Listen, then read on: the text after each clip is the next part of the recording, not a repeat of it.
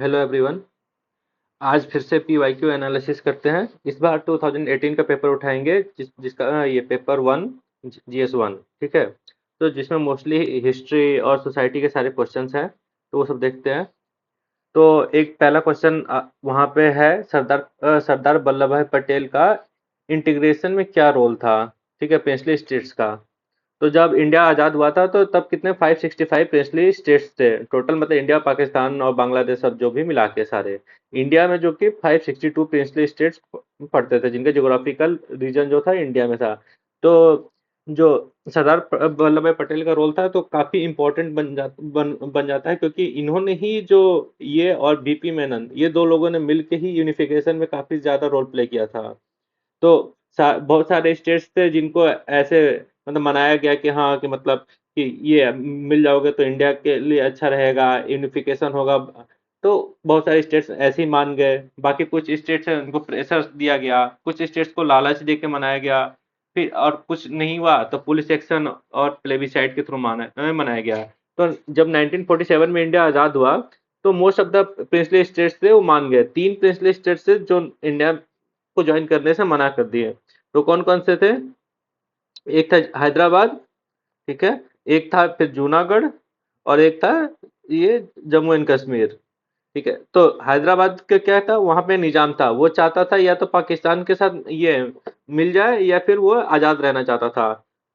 तो उसने क्या किया निजाम ने कि इंडिया ने उसको ऑफर दिया ज्वाइन करने का, बट उसने मना किया। तो इंडिया का था कि वेट एंड वॉच। फिर उसने क्या किया कि जो वहां के लोग थे वो इंडिया को ज्वाइन करना चाहते थे, क्योंकि मोस्ट ऑफ द जो पॉपुलेशन थी वो हिंदू थी। तो वो क्या किया कि उसके जो प्राइवेट मिलिशिया थे राजाकार्स, वो उनको भेज के जो जो मतलब लाइक प्रो इंडिया पीपल थे उनको ये मर्डर करना, उनका रेप करना। मतलब इसने इतनी एट्रोसिटीज की कि वहां के लोग भाग भाग के इंडियन जो आस उसके हैदराबाद के आसपास के जो स्टेट्स थे, लोग उधर जाके भागने लगे। तो उसके बाद क्या हुआ कि इंडियन इंडियन गवर्नमेंट को, स्पेशली सरदार वल्लभ भाई पटेल को एक्शन लेना पड़ा। उस एक्शन का नाम है पुलिस एक्शन बोलते हैं, या फिर जो ऑपरेशन था उसका नाम था ऑपरेशन पोलो। 1948 में ये लिया गया, और इसके बाद क्या हुआ कि जो हैदराबाद है वो कैप्चर करके इंडिया में मर्ज कर दिया गया। फिर जो जूनागढ़ था उसमें क्या हुआ कि जो वहां का नवाब था वो प्रो पाकिस्तान था, और जो वहां के लोग थे वो प्रो इंडिया थे। तो लोग तो इंडिया में ज्वाइन करना चाहते थे, बट नवाब था वो पाकिस्तान ज्वाइन करना चाहता था। तो जो इसके मंत्री थे, जो प्राइम मिनिस्टर थे, वो भी इंडिया में ही ज्वाइन करना चाहते थे। तो फिर इंडियन गवर्नमेंट ने उन लोगों उनसे जो मिनिस्टर्स थे उनसे बात किया, और लोगों से बात किया। फिर उसके बाद वहां पे प्लेबिसाइड कराया गया, तो 91% लोगों ने बोला कि वो इंडिया को ज्वाइन करना चाहते हैं। तो उस प्लेबिसाइड में के थ्रू जूनागढ़ को इंडिया में मर्ज कर दिया गया। फिर कश्मीर का जो था केस था, अलग था, क्योंकि ये जो कश्मीर के राजा थे महाराजा हरि सिंह, तो ये इंडिया ज्वाइन करना चाहते थे, बट इनको ये डर था कि अगर वो इंडिया ज्वाइन कर लेंगे तो पाकिस्तान ये अटैक कर देगा और लोगों को मतलब नुकसान होगा। तो इसलिए ये बोल रहे थे कि मैं ज्वाइन करना चाहता हूँ, बट मैं थोड़ा वेट करना चाहता हूँ। फिर था कि थोड़ा बहुत न्यूट्रल भी रहना चाहते हैं इन दोनों के बीच में, लाइक स्विट्जरलैंड जैसा। बट इंडिया बोला ठीक है, हम आपकी रिस्पेक्ट करते हैं, आपके डिसीजन की हम वेट करेंगे।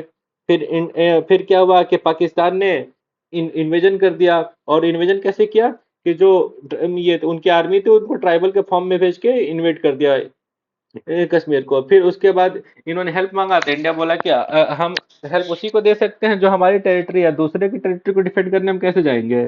तो फिर उसके बाद इन्होंने इंस्ट्रूमेंट ऑफ एक्सेशन साइन किया। उसके बाद जो कश्मीर हो वो इंडिया का पार्ट बन गया। फिर बाकी जो ऐसे पिछले स्टेट्स जो बता रहा था ना, जो इंडिया को ज्वाइन कर लिए, जैसे मैसूर हो गया, बड़ौदा हो गया, भोपाल हो गया, ये सब ज्वाइन कर लिए। मैसूर पहला मतलब स्टेट था जो सबसे पहले मतलब खुद से ही ज्वाइन करने के लिए आ गया था। जो कि वहां के राजा थे जय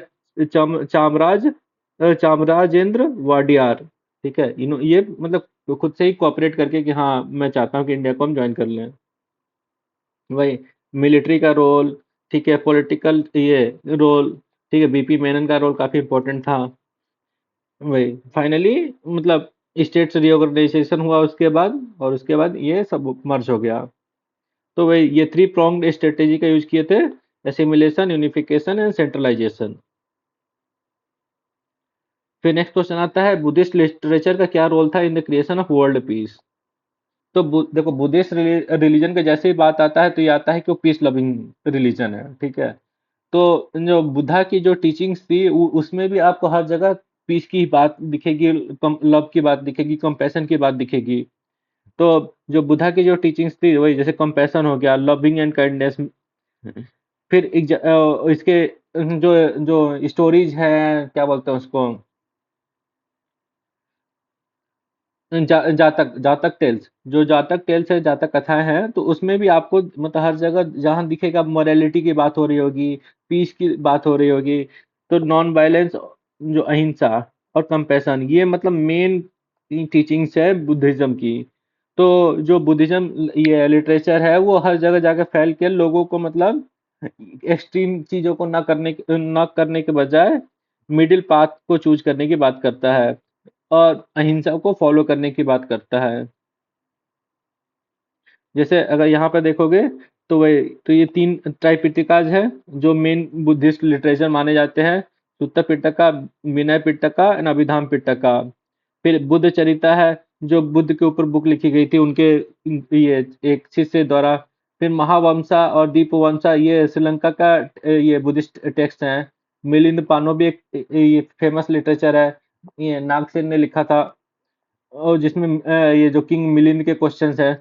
ठीक है, फिर जहाँ तक स्टोरीज बताया है कि जो मोरल स्टोरीज थे या फिर ये भगवान बुद्ध से रिलेटेड स्टोरीज उसमें थे, जो जो कि हमेशा बताते हैं कि पीस को फॉलो करना चाहिए, अहिंसा को फॉलो करना चाहिए, कंपैशन। फिर आता है महात्मा गांधी का मिडिल पाथ। ये भी ये बुद्धिस्ट वाले टीचिंग से ही रिलेटेड करके देख सकते हैं कि क्या गौतम बुद्ध ने भी बोला था कि हमेशा मिडिल पाथ चूज करने के लिए, ये नहीं कि एकदम एक्सट्रीम सन्यासी बन गए या फिर एक्सट्रीम लग्जरी में जी रहे हो, बीच का पाथ चूज करो हमेशा। हाँ, ना कि एकदम कोई एक्सट्रीम सन्यासी बनना है ना फिर एक्सट्रीम ये पीस एक्सट्रीम ये लग्जरी में रहना है। फिर वैसे ही ना कि एक्सट्रीम वायलेंट वायलेंट हो जाना है या फिर एकदम एकदम वायलेंस ये छोड़ ही देना है पूरा, क्योंकि आपको अपने खुद को डिफेंड करने की भी जरूरत पड़ेगी। तो इसीलिए तो जो गांधी जी का अप्रोच था हमेशा मिडिल पाथ था। बट हाँ, ये था कि नॉन वायलेंस को हमेशा ये सपोर्ट करते थे as compare to armed struggle. But फिर वही 1942 वाला में जाओगे तो वहां पे क्या उन्होंने बोला था, डू और डाई। ठीक है, तो उसमें उन्होंने भी अपना थोड़ा सा स्टैंस चेंज किया था।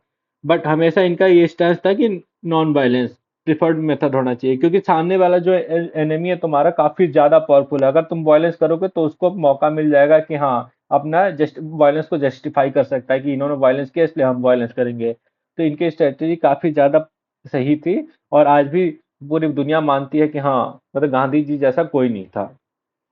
फिर वेस्टर्न मॉडर्निटी और ट्रेडिशनल इंडियन कल्चर, इन दोनों के बीच में भी बैलेंस बना के रखे थे, जैसे खादी को प्रमोट करना और जो वेस्टर्न टेक्नोलॉजी है उसको यूज करना। ये नहीं कि हाँ नहीं, नहीं, पूरा वेस्टर्न टेक्नोलॉजी को हम पूरा आउटराइट हटा ही देंगे, नहीं, ऐसा नहीं है, दोनों के बीच का एक मिडिल ग्राउंड।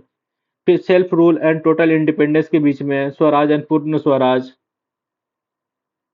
फिर वही रिलीजियस टॉलरेंस और रिलीजियस एक्सट्रीमिज्म के बीच में, लाइक जैसे कुछ लोग बोलते हैं सीधे कि हाँ, हम हमको कास्ट को हटा ही देना चाहिए, खत्म कर देना चाहिए। तो गांधी जी का ऐसा नहीं था कि कास्ट को खत्म करना चाहिए, गांधी जी का था कास्टिज्म को खत्म करना है, हमको डिस्क्रिमिनेशन खत्म करना है। रिलीजन, जैसे रिलीजन है तो रिलीजन रहने से कोई इशू नहीं है, रिलीजन के बीच में जो डिस्क्रिमिनेशन होता है वो इशू है। तो वही, तो गांधी जी का हमेशा था एक बीच वाला पाथ। ठीक है, मेटेरियलिज्म वर्सेस स्पिरिचुअलिज्म, ये नहीं कि हाँ कि एकदम पूरा स्पिरिचुअल ही बन गए, सब कुछ छोड़ दिए या फिर पूरा मेटेरियलिस्टिक ही बन गए। तो वही, सिंपल लिविंग, हाई थिंकिंग। फिर political action and moral integrity. फिर वही प्रिंसिपल ऑफ सत्याग्रह। ठीक है, compassion, tolerance, self reliance and non violence. वही, तो सेम इसी कॉन्सेप्ट पे बेस्ड है वही, मतलब अरिस्टोटल्स का गोल्डन मीन और बुद्धा का मिडिल पाथ। ठीक है, ये सिमिलर कॉन्सेप्ट ही है, और इन्हीं से मतलब ये इंस्पिरेशन लेके गांधी जी ने फिर जो अपना मिडिल पाथ ये इन्होंने ये किया था।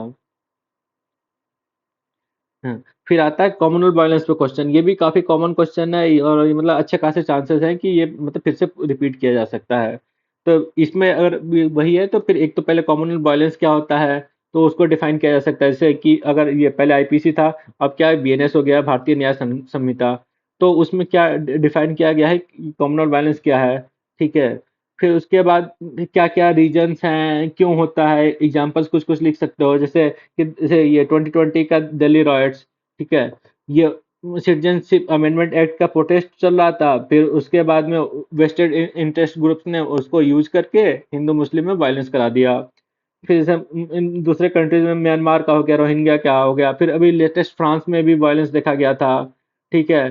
फिर बाकी यूरोपियन और कंट्रीज में भी वायलेंस देखा गया है। फिर ये देखो, ये श्रीलंका में था ईस्टर संडे बॉम्बिंग्स, ठीक है। फिर फ्रांस में वही एंटी मुस्लिम सेंटिमेंट जो अभी डेवलप हो गया था, ठीक है। फिर राइट्स भी कई कई जगह हुए। तो फिर ये सब वही राइट्स क्यों होते हैं? एक तो होता है कि रिलीजियस एक्सट्रीमिस्ट लोग एक्टिव होके जो लोग हैं जिनको ज्यादा कुछ पता नहीं है, सिंपल लोग हैं, उनको भड़का के उनसे वायलेंस कराते हैं।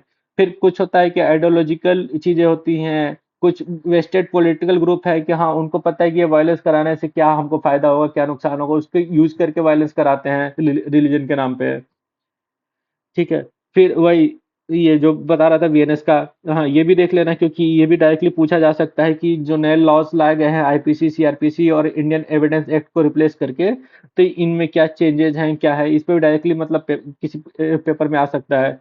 ये भी एक बार देख लेना। बीएनएस भारतीय न्याय संहिता, भारतीय नागरिक सुरक्षा संहिता, और ये भारतीय साक्ष्य अधिनियम, ठीक है। ये रिप्लेस किया है इंडियन एविडेंस एक्ट को। भाई क्या क्या टैक्टिक्स यूज किए जाते हैं जो ये कम्युनल वायलेंस के लिए? Religious conversion, mob lynching. माने वही किसी कोई व्यक्ति है, इसको बोल दो कि नहीं ये तो तुम्हारे धर्म को नुकसान पहुंचा रहा है, तुम्हारे धर्म के अगेंस्ट है, तो मॉब लिंचिंग हो गई। जैसे पाकिस्तान में वही कितनी बार ये होता है कि इन्होंने लाइक ये भगवान ये अल्लाह का ये डिसरिस्पेक्ट कर दिया, या फिर कुरान को डिसरिस्पेक्ट कर दिया, उसके नाम पे कितनी बार मॉब लिंचिंग हो चुकी है वहां पे। फिर इंडिया में हमारे यहाँ भाई जो काउ विजिलेंटिस हैं वो लोग मॉब लिंचिंग कर देते हैं रिलीजन के नाम पे। फिर वही demonizing others religion by distorting facts, वही ये दिखा के कि हाँ कि अरे ये रिलीजन के लोग तो भाई ऐसे करते हैं जो कि ह्यूमैनिटी के अगेंस्ट है। तो फिर उससे भी क्या होता है कि उस रिलीजन के प्रति लोगों में हेट्रेड डेवलप हो जाएगा, फिर वो क्या होगा कि फिर वो कम्युनल वायलेंस के फॉर्म में निकलेगा। फिर वही जो यूथ है उसको गलत गलत चीजें पढ़ा के ये दिखाना है कि हाँ नहीं नहीं हमारा रिलीजन बोलता है कि इनके अगेंस्ट वायलेंस करना चाहिए। जो स्पेशली ये इस्लामिक जो फैनेटिक्स हैं वो काफी ज्यादा यूज करते हैं इसको कि हाँ कि नहीं हमारे रिलीजन में ये कहा गया है कि ये करना है, अपने रिलीजन के लिए लड़ना है, काफिर के अगेंस्ट हमको ये वायलेंस करना है। बट ऐसा कोई भी रिलीजन नहीं बोलता है कि वायलेंस करो दूसरों के अगेंस्ट। फिर वही एनिमोसिटी अमंग पीपल, वही कि अस वर्सेस देम वाला वो कि हाँ कि ये देखो वो ऐसे कर रहे हैं, हमको ऐसा करना चाहिए। फिर लोगों के बीच में टेंशन डेवलप होगा, फिर वायलेंस के फॉर्म में आ जाएगा। वही फिर टेरर एक्टिविटी को वही करना, बिहेडिंग करना, या फिर जैसे आई आई एस का ये इस्लामिक स्टेट का सबसे ज्यादा ये रहता है बिहेडिंग करने के लिए।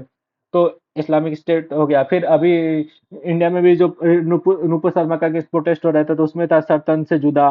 तो ये सब मतलब क्या है कि कॉमनल हेट्रेड को ही डेवलप करते हैं, और फिर फाइनली जाके कॉमनल वायलेंस का रिजल्ट ये होता है।